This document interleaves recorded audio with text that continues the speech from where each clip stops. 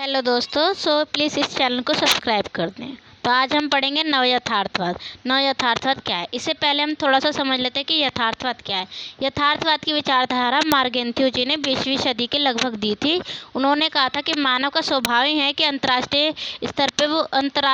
स्तर पे युद्ध होगा ही। मतलब मानव के स्वभाव की वजह से अंतर्राष्ट्रीय स्तर पे युद्ध होता है। और उन्होंने 6 सिद्धांत दिए थे अपनी बुक में। The politics among the nation जो बुक है उसमें उन्होंने ये 6 सिद्धांत दिए थे। 6 सिद्धांत दिए थे जो हमने पिछले वीडियो में पढ़ लिया था। अब यहाँ पे नव यथार्थवाद के लेखक लिखे हैं। ये नव यथार्थवाद के नहीं, ये यथार्थवाद के लेखक हैं। जो इसमें सुंजी लिखा है, मैकियावेली लिखा है, चाणक्य जी लिखा है,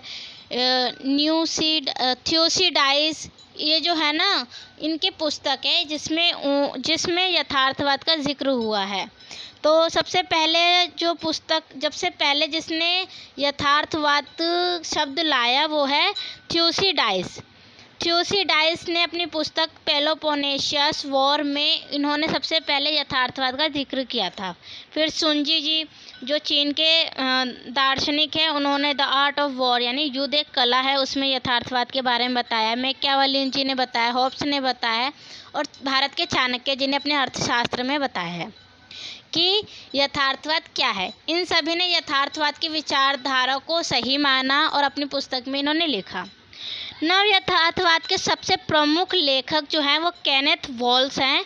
केनेथ वॉल्स की पुस्तक जिसमें उन्होंने नव यथार्थवाद का जिक्र किया है, the theory of international politics, यानी इस पुस्तक में उन्होंने नव यथार्थवाद के बारे में लिखा है और नव यथार्थ के बारे में विचारधारा दी गई है अपनी सारी केनेथ वॉल्स जी ने। और ये पुस्तक लिखी गई है 1979 में। ये बहुत मोस्ट इम्पोर्टेंट है। अगर हम नव यथार्थवाद पढ़ते हैं तो हमें ये पुस्तक का नाम याद होना ही चाहिए, the theory of international politics. इस पुस्तक में ही नव यथार्थवाद का चित्रण किया गया है और परंपरागत विचारधारा जो दी गई है मार्गेंथियो और E.H. कोर ने जो यथार्थवाद की विचारधारा दी है उसमें जो कमियां हैं वो इस बुक में बताई गई है कि यथार्थवाद में क्या कमी है जब नव यथार्थवाद आया है। नव यथार्थवाद के विषय में केनेथ वॉल्स जी का जो विचार है वो ये मानते हैं कि जो परंपरागत यथार्थवाद यानी यथार्थवाद जो है मानते हैं परंपरागत यथार्थवाद और यथार्थवाद एक ही है। तो जो यथार्थवाद जैसे मार्गेंथियो जी ने अपनी विचारधारा दी गई है यथार्थवाद में कि मानव का स्वभाव ही जो है उसके वजह से अंतर्राष्ट्रीय स्तर पे युद्ध होता है। अब कैसे, मतलब अगर मानव जैसा चाहे वैसा कानून अंतर्राष्ट्रीय स्तर पे बनवा सकता है और जिससे अन्य देश पे प्रभाव पड़ता है। फॉर एग्जांपल हमने पिछले वीडियो में पढ़ा था कि वर्तमान में यूएनओ में सबसे ज़्यादा दबदबा किसका चलता है, अमेरिका का चलता है। और अमेरिका के जो अमेरिका के लोग होंगे वो जैसा चाहे वैसा कानून अमेरिका के राष्ट्रपति पे दबाव डाल के यूएनओ में बनवा सकते हैं। अब यूएनओ अंतर्राष्ट्रीय एक संगठन है जो उसकी बात हर किसी देश को माननी पड़ेगी। वैसे तो बाध्य नहीं है, लेकिन उनका जो नियम है, कुछ नियम है जो हर देश को मानना ही पड़ेगा। तो ऐसे करके अंतर्राष्ट्रीय स्तर पे जो बनाए गए हैं कि अंतर्राष्ट्रीय स्तर पे अब मानव का स्वभाव के वजह से अंतर्राष्ट्रीय स्तर पे कोई कानून बनता है जिससे अन्य देश के लोग वो होते हैं। तो मानव का स्वभाव ही है झगड़ा करना और मानव के स्वभाव के वजह से ही युद्ध होता है। लेकिन केनेथ वॉल्स जी ने कहा था कि नहीं, अंतर्राष्ट्रीय स्तर पे ऐसी व्यवस्था बनी हुई है जिसके वजह से वॉर होता है। अब यूएनओ है, यूएनओ जो है वो अमेरिका के पृष्ठभूमि पर है स्थित, तो अमेरिका ज़्यादा पैसा भी देता है। अगर ऐसा कोई कानून बन जाए कि सब इक्वल पैसे देंगे तो अमेरिका का दबदबा चलेगा ही नहीं। तो ऐसा कोई अंतर्राष्ट्रीय व्यवस्था ही ऐसी बनी गई है कि वॉर होता ही है, इसमें मानव की कोई गलती नहीं है। ऐसा केनेथ वॉल्स जी का विचारधारा है। और हमने पढ़ा था कि जो केनेथ वोल्जी ने मार्गेंथियो जी ने कहा था कि जो राज्य है यानी जो स्टेट है वही सबसे, यानी स्टेट मतलब देश जो है वही सबसे मेन है। और यहाँ पे केनेथ वोल्जी कहते हैं कि नहीं, स्टेट मेन नहीं है। अंतर्राष्ट्रीय स्तर पे अगर हम शांति नहीं है, कुछ नहीं है, तो पहले हम अंतर्राष्ट्रीय स्तर पे शांति बनाएंगे फिर देश। तो ऐसा केनेथ वोल्जी की विचारधारा थी। और